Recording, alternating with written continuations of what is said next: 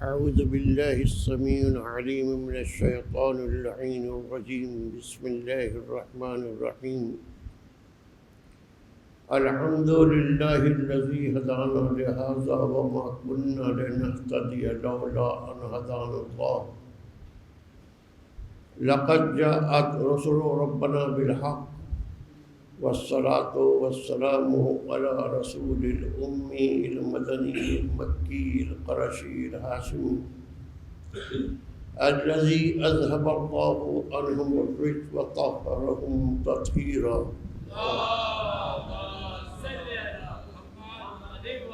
والصلاة والسلام على أشرف الأنبياء والمرسلين خاتم النبيين رحمة للعالمين شفيع المسلمين مولانا أبي القاسم محمد وآل بيته الطيبين الطاهرين المعصومين ولعنة الله على أعدائهم وقتلتهم وغاصب حقوقهم ومنكر فضائلهم أجمعين. أما بعد فقد قال الله سبحانه تبارك وتعالى في القرآن الحكيم. بسم الله الرحمن الرحيم. إن الدين عند الله الإسلام.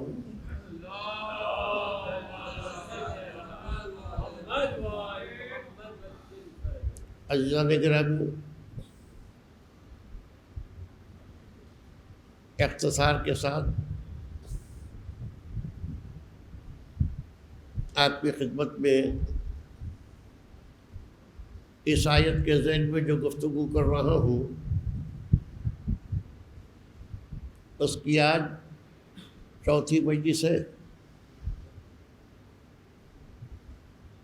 بات یہ ہو رہی ہے کہ اللہ کو دین اسلام پسند ہے. جب یہ بات ہمارے سامنے آئی کہ دین اسلام اللہ کو پسند ہے تو ہم نے اس بات پر غور کرنا شروع کیا کہ جب دین اسلام اللہ کو پسند ہے تو اللہ خالق ہے، مالک ہے، کائنات کا پیدا کرنے والا ہے، کائنات کا بنانے والا ہے.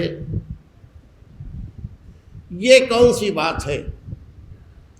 آپ غور فرمائیں. بھئی ساری مخلوق اس کی ہے، سارے انسان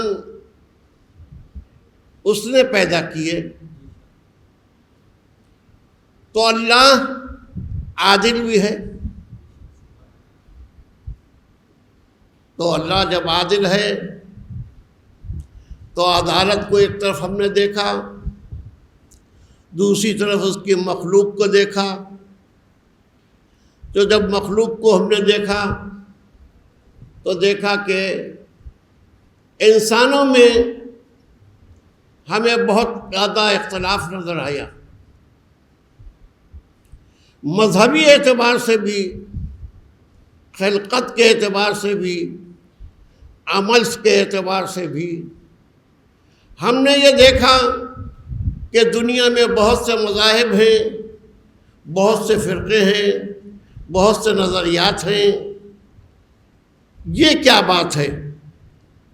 بھائی جب دین ایک ہے، شریعت ایک ہے، قانون ایک ہے، مذہب ایک ہے تو اللہ عادل ہے. عدالت کا تقاضا یہ کہتا ہے کہ جو بھی بچہ دنیا میں آئے وہ مسلمان ہو. آپ غور فرمائیں جو بات کہہ رہا ہوں. یعنی اگر دنیا میں ہر آنے والا بچہ مسلمان ہوتا تو نہ یہ فساد ہوتے، نہ خوریزیاں ہوتی، نہ قتل و غارت ہوتے، کچھ نہ ہوتا. ایک دین، ایک مذہب، ایک شریعت، ایک قانون.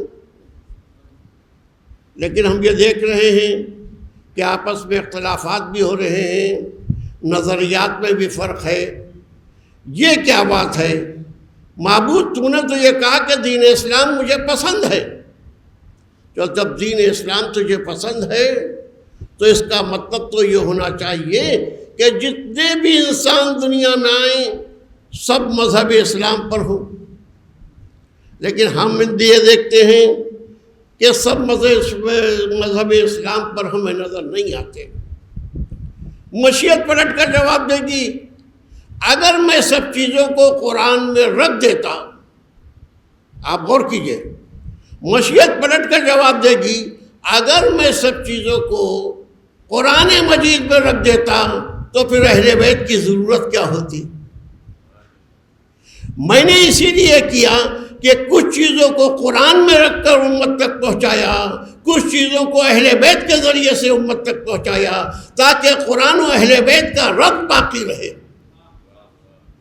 قرآن نے آواز دی ان الدین عند اللہ الاسلام, محمد عربی آگے بڑھے, انہوں نے آواز دی کل مولد فطرت یولد علی فطرت الاسلام, ہر بچہ فطرت اسلام پر پیدا ہوتا ہے. یعنی عدالت کے پیش نظر اللہ کو جب دین اسلام پسند ہے تو اس نے یہ چاہا کہ جو بھی بچہ پیدا ہو وہ فطرت اسلام پر پیدا ہو. رسول نے فرمایا کہ ہر بچہ فطرت اسلام پر پیدا ہوتا ہے. تو اب یہاں پر پھر یہ سوال پیدا ہوا کہ جب فطرت اسلام پر پیدا ہوتا ہے تو فطرت اسلام پر باقی کیوں نہیں رہتا؟ ہے یا نہیں بھائی؟ فطرت اسلام پر پیدا کر دیا اس لیے کہ اس کی عدالت یہ تھی, ورنہ کل قیامت وہ کہتا معبود تو نے مجھے یہودی بنایا میں کیا کروں, مجھے مجوسی بنایا میں کیا کروں, مجھے عیسائی بنایا میں کیا کروں. بھائی تو یہ کہہ رہا ہے کہ ہر بچہ فطرت اسلام پر ہوگا, تو اب فطرت اسلام پر باقی کیوں نہیں رہا؟ تو عزیزوں بہت مختصر لفظوں میں آپ کی خدمت میں عرض کروں کہ یاد رکھیے فطرت اسلام پر پیدا کرنا اس کا کام تھا, فطرت اسلام پر باقی رہنا ہمارا کام تھا. اب نتیجہ ہے کیوں نہیں باقی رہے. میں ایسی باتیں آپ کی خدمت میں عرض کر رہا ہوں جو بہت سامنے کی ہے, ہر آدمی کی ذہن میں آ جائے گی, سمجھ میں آ جائے گی بات. تو بچہ جب فطرت اسلام پر پیدا ہوا تو پیدا ہونے کے بعد یاد رکھیے بچے کو جیسا ماحول, جیسی پرورش, جیسی تربیت, جیسی آغوش ملتی ہے بچہ اسی مذہب پر چلا جاتا ہے, اسی کو اختیار کر لیتا ہے. تو بچے کا اختیار کرنا یہ اس کی فطرت میں شامل ہے. جیسا بڑوں کو دیکھے گا, جیسا بزرگوں کو دیکھے گا, جیسا پرورش کرنے والے کو دیکھے گا, جیسا تربیت کرنے والے کو دیکھے گا, بچہ وہی چیز اختیار کرتا چلا جائے گا. آپ اپنے گھر میں دیکھیے, ہمارے یہاں بچے یعنی ابھی 1-2 سال کے بھی ہوتے ہیں, لیکن جب محرم آتا ہے تو خود بخود سینے پر ہاتھ اٹھ جاتے ہیں. کیوں؟ اس لیے کہ ماں باپ اور پرورش کرنے والوں کی تربیت اور پرورش یہ بتاتی ہے کہ بچوں کو یہ بتائیں کہ اہل بیت کون تھے, امام حسین نے قربانی کیوں پیش کی, علی ابن ابی طالب کون تھے. یہ فطرت کا تقاضا ہے. تو عزیزان گرامی شاید آپ کو یاد ہوگا میں نے ایک دن صرف ایک حوالہ دے کر بات کو آگے بڑھا دیا تھا کہ جب رسول نے اعلان نبوت کیا تھا تو ایک بچے نے گواہی دی تھی. بچے نے گواہی دی تھی کہ میں گواہی دیتا ہوں کہ آپ اللہ کے رسول ہیں. اب عزیزان گرامی بات اسی منزل پر آ کے وہ تشنا رہ گئی تھی.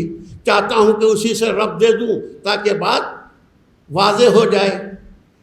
تو عزیزان گرامی جب یہ بات ثابت ہو گئی کہ بچہ اسی مذہب کو اختیار کرتا ہے جو پرورش کرنے والے کا ہوتا ہے, جو تربیت دینے والے کا ہوتا ہے, اب میری سمجھ میں آیا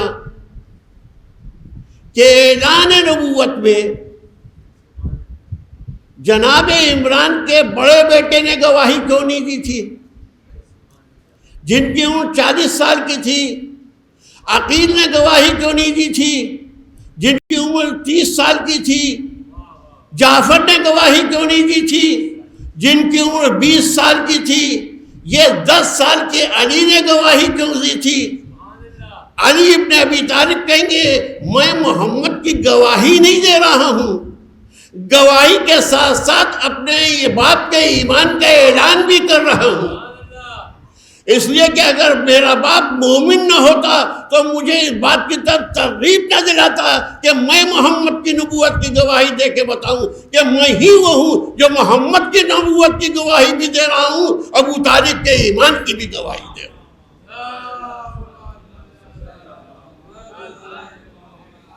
آپ نے غور فرمایا؟ حالانکہ ایک بات اور سوچنے کی ہے، کل ہی میں نے آپ کی خدمت میں یہ بات کہی تھی کہ اللہ اپنے حبیب کو، محمد عربی کو بہت زیادہ محبوب رکھتا تھا اور سب سے پہلے ان کو خلق بھی کیا تھا، بھیجا بعد میں، وہ بات الگ ہے، اس کی بھی دلیل ہے، یہ نہیں ہے کہ کوئی کام بغیر دلیل کے ہوا ہو، لیکن یہ بات سمجھ میں نہیں آئی۔ آپ غور کیجئے، یعنی جب خطابات سے نوازا، میں آپ کا وقت دہرانے سے ضائع نہیں کرنا چاہتا، میں صرف اتنا کہنا چاہ رہا ہوں کہ حبیبیت کا تقاضا یہ تھا کہ جب اللہ نے محمد کی ذات کو، نور محمد کو کائنات کی خلقت سے پہلے خلق کر دیا تھا، تو پھر جب اس نے دنیا میں بھیجا، اور میں نے پہلے ہی آپ کی خدمت میں عرض کر دیا ہے کہ میں اختلافات کو بحث میں لانا نہیں چاہتا، محمد عربی کے پیدا ہونے سے پہلے جناب عبداللہ دنیا سے رخصت ہو گئے تھے یا 1 سال 2 سال کی عمر میں رخصت ہو گئے، بہرحال یہ ثابت ہے کہ محمد یتیم تھے۔ آپ غور کیجئے، یعنی محمد عربی یتیم تھے۔ تو جب ہم نے یہ بات دیکھی تو ہم سوچنے لگے کیا بات ہے بھائی، اگر جناب عبداللہ زندہ رہتے تو یہ لیبل جو محمد عربی کی ذات کے اوپر لگا کہ محمد یتیم تھے، یتیم ہونا کوئی عیب نہیں ہے، لیکن دنیاوی نقطہ نظر سے ہم جب کسی بچے کو یتیم دیتے ہیں تو اس پر افسوس ہوتا ہے، کاش اس کا باپ ہوتا۔ تو اپنے حبیب کے لیے اس نے اس لفظ کا استعمال کرنا کیا کہ لوگ یہ کہہ رہے ہیں کاش عبداللہ ہوتے۔ مشیت پلٹ کر جواب دے گی نادان تو نہیں جانتا۔ مسئلہ یہ ہے کہ ہم تو قیامت تک کے لیے ہر بات سے واقف ہیں۔ میں نے جان بوجھ کر، آپ غور کیجئے، مشیت جواب دے گی میں نے جان بوجھ کر عبداللہ کو یتیم بنایا۔ بھائی دیکھیے، ایسا بھی ہوتا ہے کہ کبھی کبھی انسان کسی چھوٹے مقصد کو بڑے مقصد کی خاطر قربان کر دیتا ہے۔ تو اب اس کا مطلب یہ ہوا کہ جناب عبداللہ کا دنیا سے اٹھا لینا، اس میں کوئی نہ کوئی اللہ کا بڑا مقصد تھا، جس کی بنا پر اس نے لفظ یتیمی محمد کے ساتھ استعمال کرائی۔ مشیت پلٹ کر جواب دے گی نادان تو نہیں جانتا۔ بات یہ ہے کہ چونکہ دنیا ایک منزل پر ایمان ابو طالب پر بحث کرے گی، جب ایمان ابو طالب پر دنیا بحث کرے گی تو میں نے اس کا جواب بہت پہلے سے فراہم کر دیا۔ میں نے عبداللہ کو دنیا سے اٹھا لیا اور محمد کو یتیم بنایا۔ جب محمد کو یتیم بنایا تو بنانے کے بعد محمد کو آغوش ابو طالب میں دے دیا. جب آغوش ابو طالب میں دے دیا تو نتیجہ یہ ہوا کہ پرورش ابو طالب نے کرنا شروع کی، تربیت ابو طالب نے دینا شروع کی. اب دنیا والے مجھے بتائیں کہ جب یہ بات دنیا والوں کی نظر میں کلیہ ہے کہ بچہ بڑے ہو کر اسی مذہب کو اختیار کرتا ہے جو پرورش کرنے والے کا ہوتا ہے، جو تربیت دینے والے کا ہوتا ہے، اب دنیا مجھے یہ بتائے ابو طالب کو کافر کہنے والے، ابو طالب کی آغوش وہ آغوش ہے جس آغوش میں محمد بھی پرورش پا رہے ہیں، جس آغوش میں ابو علی بھی پرورش پا رہے ہیں.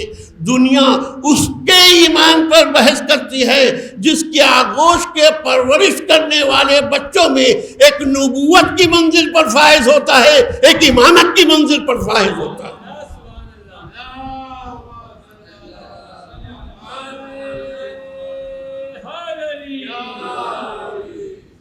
ایک مل کے صلوات بھیجتی ہوں.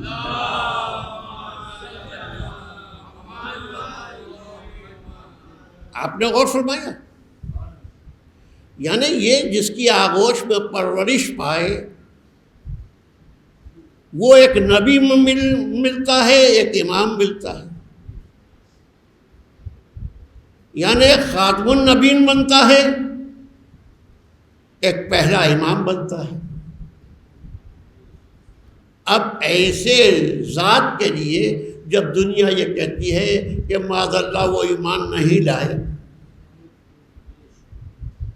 اچھا جب میں نے تاریخ میں دیکھا کہ دنیا نے اس پر بحث شروع کی ایمان لائے کہ نہیں لائے، تو میں غور کرنے لگا کہ یہ آیا کیا بات ہے. دنیا میں مسلمان نے میری نظر ہوتا ہے، لیکن آپ مجھے بتائیں تو کہ آپ تو ماشاءاللہ سینکڑوں ذاکرین کو سنتے رہتے ہیں، کسی ذاکر نے آپ کو یہ بتایا ہو کہ مسلمان نے علی کے باپ کے ایمان کے علاوہ کسی کے ایمان پر بحث کی ہو؟ ارے بھائی بحث ہی اگر کرنا ہے تو جس کو آپ مانتے ہو سب پر بحث کیجئے کہ کون کب ایمان لایا. ارے حضور تاریخ نے تو یہاں تک کہہ دیا کہ جس کو آپ نے خلیفہ بنایا وہ اس کے ایمان سے پہلے تو اس کی بہن ایمان لائی. تو سابقون و سابقون کی بات اگر آئے گی تو خلیفہ سے پہلے ان کی بہن جو ہیں وہ ایمان لاتی ہوئی نظر آتی ہے. تو اب یہ بحث کرنے کی ضرورت نہیں ہے کہ کون پہلے ایمان لایا کون بعد میں لایا. میں کہتا ہوں اس میں بھی ایمان لانے کے بعد بھی اللہ نے کہہ دیا کہ اِنَّ أَكْرَمَكُمْ عِنْدَ اللَّهِ أَتْقَاكُمْ. خالی ایمان لانا کافی نہیں ہے، عمل کی منزل میں آنے کے بعد دیکھے گا متقی کون ہے، تقویٰ کس کے پاس ہے. تو بات یہ کہہ رہا ہوں کہ دنیا کسی اور کے ایمان کے اوپر گفتگو ہی نہیں کرتی. دیکھیے مسئلہ صرف اتنا ہی سا ہے کہ جس چیز کی اہمیت ہوتی ہے دنیا اسی پر بحث کرتی ہے. آپ میری بات پر غور کر رہے ہیں؟ یعنی جس کی کوئی امپورٹنس نہ ہو، اگر اس کا نام آپ کے سامنے آیا بھی تو آپ نے کہا ہٹائیے چھوڑیے. یعنی مطلب یہ کہ اگر ان کا کوئی ویلیو ہو تو ان پر بحث بھی کرے، اور اگر کسی اہم شخصیت کی بات آ گئی اور کوئی بات بھی آپ کی نظر میں آ گئی تو آپ نے فوراً اسے کیچ کر کے اچھالنا شروع کر دیا. میں نے کہا کل میں نے فلاں کے بارے میں کہا تھا تو آپ نے کہا چھوڑیے آج ان کے بارے میں. آپ نے کہا نہیں، بات یہ ہے ان کا کوئی ویلیو ہی نہیں ہے. جب ان کا کوئی ویلیو نہیں ہے تو اس پر ہم بحث کیوں کریں؟ ہاں یہ ان کی شخصیت ہے، یہ دنیا جانتی ہے، دنیا پہچانتی ہے، دنیا مانتی ہے، لہذا ان کے ہاتھ سے ان کے لیے یہ کام نہیں ہونا چاہیے۔ تو اب آپ نے غور فرمایا کہ تاریخ نے کسی کے باپ کے اوپر کبھی کوئی گفتگو نہیں کی۔ بات تو یہ ہے کہ جس کے باپ پر بھی ہم گفتگو کریں گے پہلے اس کے ایمان کو دیکھنا پڑے گا کہ وہ کب ایمان لایا۔ جب اس کے ایمان کا پتہ چل جائے گا تب یہ ہم کہیں گے اس کے باپ۔ لیکن جس کے یہاں ایمانی ہی ایمان ہو، بلکہ کہیے تو رس کے پیسے کو پلٹ کے کہہ دوں، دنیا کس کے ایمان پر بحث کرتی ہے؟ ارے جس کا بیٹا کل ایمان ہو اس کے باپ کے ایمان پر بحث ہوتی ہے۔ اور حضور جب میں نے اس پر غور کیا تو میرے ذہن میں ایک بات آئی،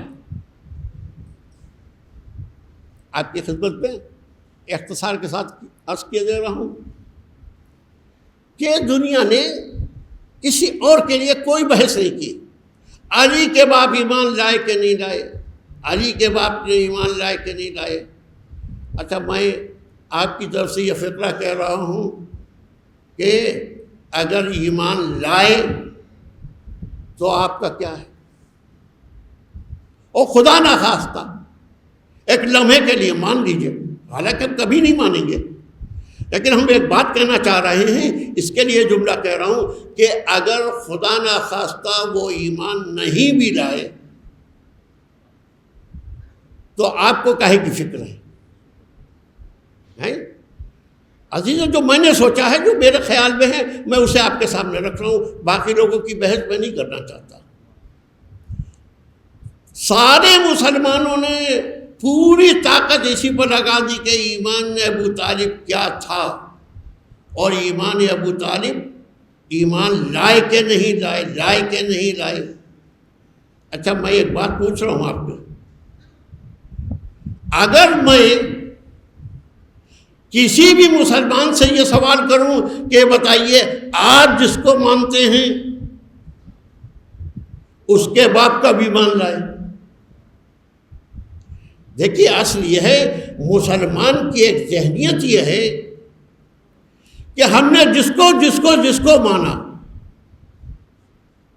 صحیح مانا غلط مانا، اچھے تھے برے تھے، اس پر کوئی بحث نہیں، وہ تو دنیا جانتی ہے۔ بات یہ ہے کہ ہم نے مانا۔ آپ غور کر رہے ہیں مسلمانوں نے کس کو مانا، یہ بھی آپ جانتے ہیں، میں نام بھی نہیں لینا چاہتا، اس لیے کہ نام لے کے زبان خراب کرنا نہیں چاہتا، نہیں، بس یوں کہہ رہا ہوں مسلمانوں نے جس کو مانا،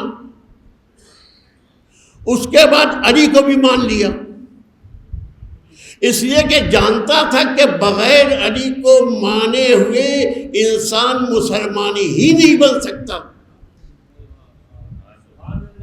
آپ غور کر رہے ہیں میرے جملے پر؟ آج دنیا میں جتنے بھی مسلمان فرقے ہیں ان کو دیکھ لیجئے، اور اس کے بعد آپ ان سے یہ پوچھئے کہ اگر اللہ کو نہ مانے تو وہ کہیں گے مسلمان نہیں۔ اچھا رسول کو نہ مانے، کہا مسلمان نہیں۔ کہا اچھا اگر علی کو نہ مانے تو وہ کہے گا مسلمان نہیں۔ ارے میں نے کہا جب علی کا کلمہ ہی نہیں پڑھتے ہو تو پھر یہ کیوں کہتے ہو کہ مسلمان نہیں ہے؟ کہا مسئلہ یہ ہے کہ بغیر ان کے مانے ہم اپنے اسلام کو ثابت نہیں کر سکتے۔ بھائی اسلام کی تعریف کیا ہے؟ ایک بعد میں بات نکل رہی ہے، جو لا الہ الا اللہ کہے، محمد رسول اللہ کہے، وہ مسلمان ہے۔ باقی چیزیں تو اپنی جگہ پر ہے، ظاہری طور پر لا الہ الا اللہ محمد رسول اللہ کہنے والا مسلمان ہے۔ شاید آپ کو یاد ہوگا ابھی میں نے اسی 4 دن کے اندر یہ بات کہی ہے کہ لا الہ الا اللہ محمد رسول اللہ کہلوانے والا جو ہے وہ علی ابن ابی طالب کی ذات ہے۔ اب لا الہ الا اللہ محمد رسول اللہ تو کہہ دیں گے، لیکن اگر دنیا یہ پوچھے یہ کہا کس نے، تو کہنا پڑے گا سب سے پہلے علی نے کہا۔ تو جب علی کے کہنے سے، علی کے جملے سے مسلمان بن سکتا ہے تو بغیر علی کے مانے ہوئے مسلمان کیسے ہو سکتا ہے؟ ایک صلوات بھیج دے محمد والے۔ تو مانا اب مسئلہ یہ تھا کہ یہ بحث کیوں ہو رہی ہے کہ ابو طالب ایمان لائے کہ نہیں لائے۔ عزیز مسلمان کا ایک قاعدہ یہ ہے، وہ یہ چاہتا تھا کہ جس کو مانتا ہے اس کو اتنا اونچا کرے کہ وہ علی کے برابر آ جائے۔ اللہ نے کہا یہ تو ممکن نہیں ہے۔ ارے جب انبیاء ان کے برابر نہیں آ سکتے تو خاطی کہاں سے آئیں گے، گناہگار کہاں سے آئیں گے؟ ہاں مسئلہ یہ تھا، دنیا نے سوچتے سوچتے کہا کہ اور چیزوں میں تو ہم مقابلہ کر نہیں سکتے، کم ہم اتنا تو کر سکتے ہیں کہ جب ہم جس کو مانتے ہیں اگر اس میں ایک کا باپ صاحب ایمان نکل آیا تو اس کو فضیلت مل جائے گی۔ لہذا کہہ دو کہ ابو طالب بھی ایمان نہیں لائے، جس طرح اوروں کے باپ ایمان نہیں لائے تھے اسی طرح علی کے باپ بھی ایمان نہیں لائے، لہذا اس پر زور دے دو۔ اب شبلی نعمانی جیسے مورخ یہ کہتے ہیں سیرت النبی میں کہ آخر وقت تک، جملہ کہہ رہا ہوں، آخر وقت تک نبی کان میں کہتے رہے کہ چچا ایمان لے آئیے۔ چچا پلٹ کر جواب دے رہے تھے جب اب تک ایمان نہیں لایا تو اب کیسے ایمان لاؤں؟ میں کہوں گا شبلی نعمانی اگر آپ کا دل چاہے تو اسی میں ایک جملہ اور ایڈ کر دیجئے کہ ابو طالب کے کان میں کہہ رہے تھے کہ ایمان لے آئیے اور وہ انکار کر رہے تھے کہ ایمان نہیں لائیں گے، اور غدیر میں کھلے عام میدان میں نبی کہہ رہے تھے من کنت مولا فہذا علی مولا، لیکن مسلمان کہہ رہا تھا ہاں ہم ان پر ایمان نہیں لائیں گے۔ ہاں یہ کیسی عجیب اور غریب بات ہے، یعنی کان کی بات تو آپ نے سن لی، میدان کی بات آپ نے نہیں سنی۔ ایک صلوات بھیج دیے محمد۔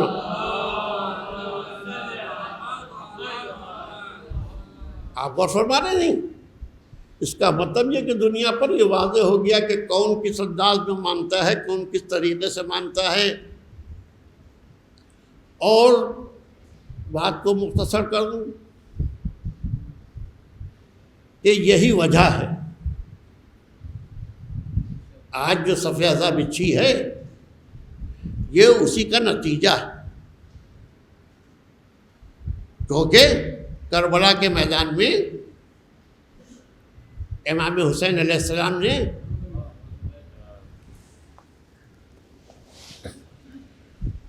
مخالف سے سوال تو کیا تھا، یہی تو پوچھا تھا کہ تم بتاؤ مجھے کیوں شہید کر رہے، میں نے کیا حلال کو حرام کیا، حرام کو حلال کیا؟ جواب ملا نہیں۔ میں نے نماز میں کوئی تبدیلی کی؟ نہیں۔ روزے میں کوئی تبدیلی کی؟ نہیں۔ قرآن مجید میں کوئی تبدیلی کی؟ نہیں۔ تو پھر مجھے کیوں شہید کرنا ہے باہماتا ہو؟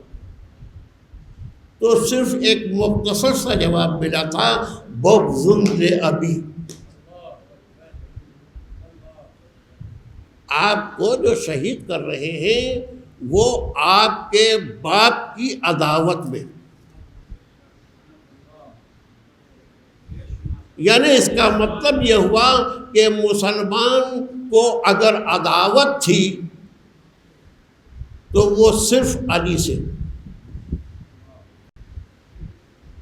اس لیے کہ علی کی ذات وہ ذات تھی جس نے محافظت اسلام میں پوری زندگی صرف کی، وحدانیت کی بقا میں پوری زندگی صرف کی۔ دنیا یہ سمجھتی تھی کہ اگر علی نہ ہوتے تو ہم پیغام رسول کو بھی ختم کر دیتے، اللہ کی وحدانیت کو بھی شک میں لے آتے۔ یہ ایک علی کی ذات تھی جس نے وحدانیت کو بھی باقی رکھا اور رسول کی رسالت کو بھی باقی رکھا، لہذا سب سے زیادہ عداوت علی سے تھی، اور جب علی سے عداوت تھی تو وہ چاہتے یہ تھے کہ اس کے اس خادمادے کو دنیا میں باقی ہی رہنے نہ دیں۔ اسی بنا پر تو حضرت علی کے سر پر ضربت پڑی تھی۔ حسن کو زہر اسی لیے تو دیا گیا تھا، حسین سے سوال بیعت اسی بنا پر تو کیا گیا تھا، لیکن نہیں عزیزوں، رسول نے ایک جملہ کہا تھا، رسول نے فرمایا تھا حسین منی وانا من الحسین، حسین میرا مجھ سے ہے اور میں حسین سے ہوں۔ بہت تعویلات اس کی ہوتی رہتی ہیں، آپ سنتے رہتے ہیں، میں ایک فقرے میں بات کو تمام کرنا چاہ رہا ہوں۔ یا رسول اللہ، نانا کی حیثیت سے تو آپ یہ کہہ سکتے ہیں کہ حسین میرا مجھ سے ہے، لیکن میں حسین سے ہوں، اس کا مطلب کیا ہے؟ رسول کہیں گے میں محمد کی حیثیت سے گفتگو نہیں کر رہا ہوں، میں نانا و نواسے کی بنیاد پر یہ بات نہیں کہہ رہا ہوں، بلکہ قرآن نے کہا ہے کہ ما محمد الا رسول، محمد نہیں ہے مگر خدا کے رسول، تو محمد رسول کی حیثیت سے بول رہے ہیں۔ رسول کا کام کیا تھا؟ اللہ کی وحدانیت کو باقی رکھنا، پیغام اسلام کو پہچانا، اسلام کی بقا کے لیے سامان مہیا کرنا۔ تو میں نے اس لیے یہ جملہ کہا کہ حسین منی وانا من حسین، کہ ولادت سے لے کے 60 ہجری تک یہ حسین نواسے کی حیثیت سے ہے، اور 61 ہجری سے قیامت تک میں حسین سے ہوں کہ حسین نے وحدانیت کو بھی بچایا ہے، اسلام کو بھی بچایا۔ بس عزیزان کرام، یہ اسی کی یاد میں آج ہم لوگ جمع ہو رہے ہیں، دنیا کو بتانے کے لیے کہ دیکھو اگر حسین ابن علی قربانی نہ پیش کرتے تو آج نہ یہ اذانیں ہوتی، نہ یہ نمازیں ہوتی، نہ یہ روزے ہوتے، نہ یہ قرآن کی تلاوت ہوتی، نہ کعبے کے بے طواف ہوتا۔ یہ سب حسین کی قربانی کا نتیجہ ہے۔ اور پھر حسین نے ایک وقت میں اتنی عظیم قربانیاں پیش کر دی۔ دیکھیے، اتفاقی طور سے قربانی پیش کرنا اور ہے آمادگی کے ساتھ، پلاننگ کے ساتھ پہ قربانی پیش کرنا بڑا مشکل ہے۔ ایک ابراہیم نے خواب دیکھا تھا میں قربانی پیش کر رہا ہوں، تو 3 دن تک سوچتے رہے، بیٹے سے رائے دی، بیٹے نے کہا میں صبر کروں گا۔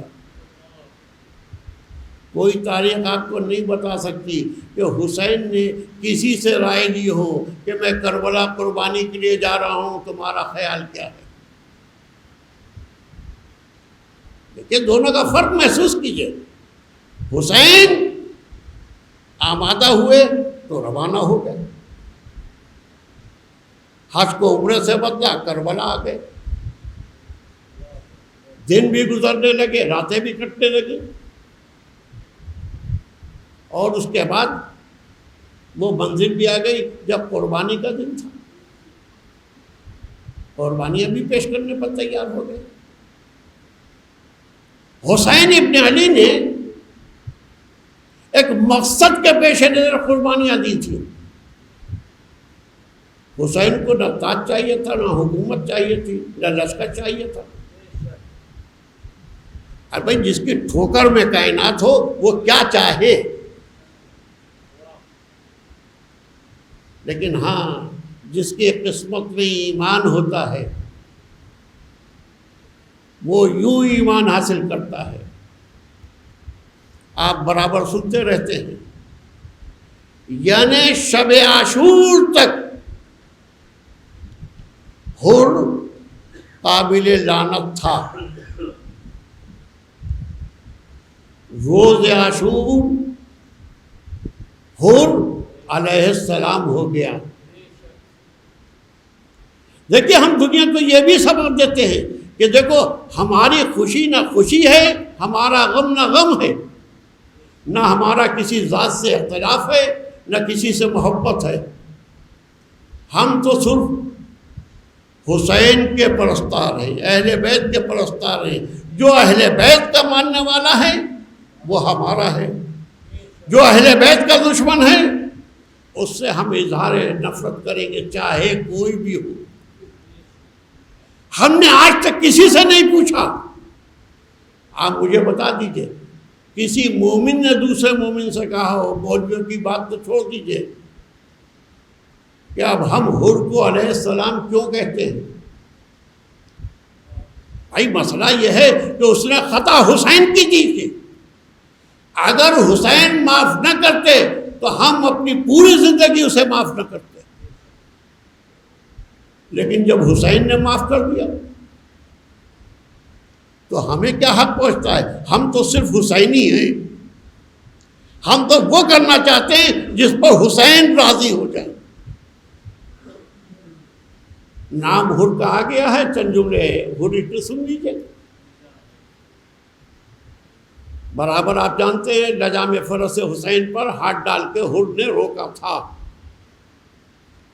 حسین نے فرمایا تھا اے حور تیری ماں تیرے ماتم میں بیٹھے۔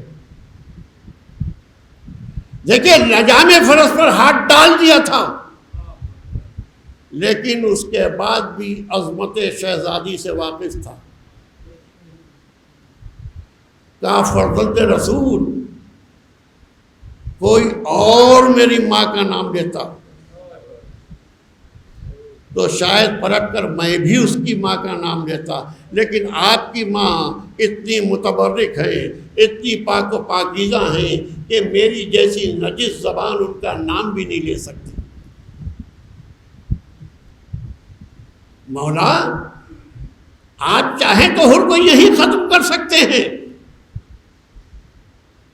عجب نہیں حسین جواب دے، تم نہیں جانتے ہو کل یہ میرے پاس آنے والا ہے۔ عزادارو کیا ہوا؟ مختصر یہ ہے کہ عاشور کا دن آنے والا ہے، رات کی تاریکی ہے، جسے آپ ایک شک کی مہلت کے طور پر ذکر کیا کرتے ہیں۔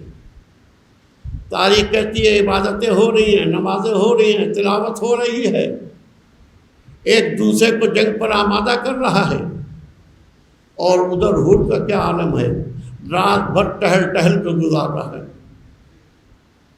کسی نے کہا کہ حر کیا عالم ہے؟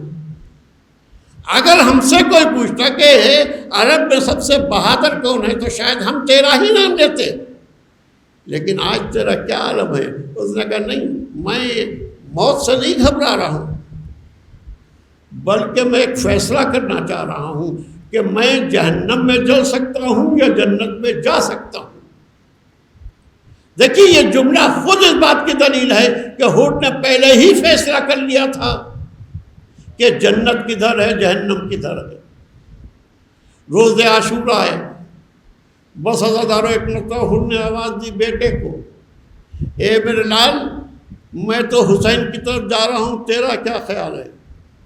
اس نے کہا بابا اگر آپ جانے میں ذرا سا دیر کرتے تو شاید مجھے لشکر حسین میں پاتے۔ بعض روایات یہ کہتی ہیں کہ حر کا بیٹا، حر کا غلام بھی ساتھ میں چلا۔ عزادارو ادھر یہ لوگ چلے اور ادھر حسین کا کیا عالم تھا۔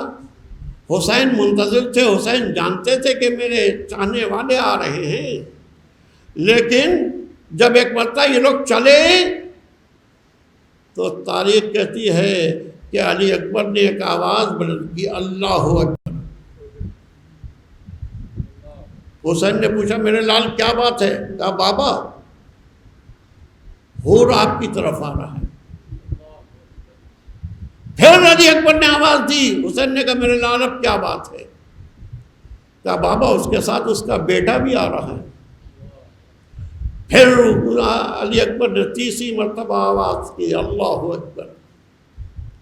کہا میرے لال اب کیا بات ہے؟ کہا بابا اس کا غلام بھی اس کے ساتھ آ رہا ہے۔ بس عزادارو جب قریب خیمہ پہنچا تو ایک مرتبہ گھوڑے سے اترا، بیٹے کو آواز دی، بیٹا میرا رومال نکال، ہاتھوں کو باندھ دے، سر کو جھکا کے آگے بڑھا، حسین کے قدموں پر سر رکھا، کہا آقا مجھ جیسے گناہگار کی بھی خطا بخشی جا سکتی ہے۔ حسین نے سر سینے سے لگا لیا، اے حر میں نے بھی معاف کیا، میرے خدا نے بھی معاف کیا۔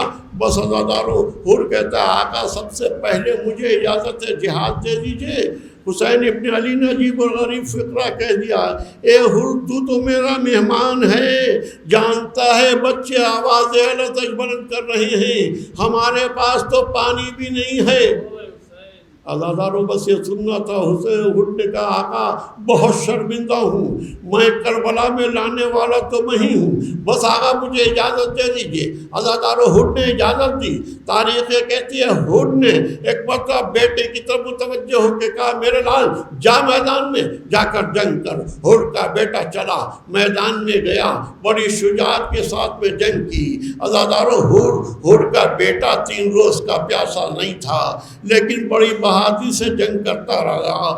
عزادارو بس بیان تمام ہو رہا ہے۔ جب حر کا بیٹا میدان میں گرا، ایک مرتبہ اس نے آواز دی بابا میری مدد کو آئیے۔ عزادارو تاریخ یہ کہتی ہے حر نے بیٹے کی آواز سنی، لگتا دوڑا، چاہتا تھا کہ بیٹے کی لاش پر پہنچے، جا کر کیا دیکھا حسین کا زانو ہے، حر کے بیٹے کا سر ہے۔ ایک مرتبہ تڑپ گیا، اے آقا آپ نے کیوں زحمت کی، وہ غلام کا بیٹا تھا۔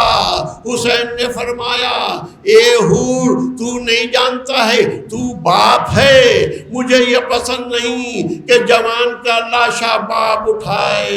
میں کہوں گا اے حر اس کا بدلہ یہ ہونا چاہیے جب علی اکبر میدان میں گرے، آواز دے یا ابت علیکن منی سلام، تو تم یہ کہنا آقا جوان کا لاشا ہے، آپ سے نہیں اٹھے گا، میں جا کر اٹھا رہا ہوں۔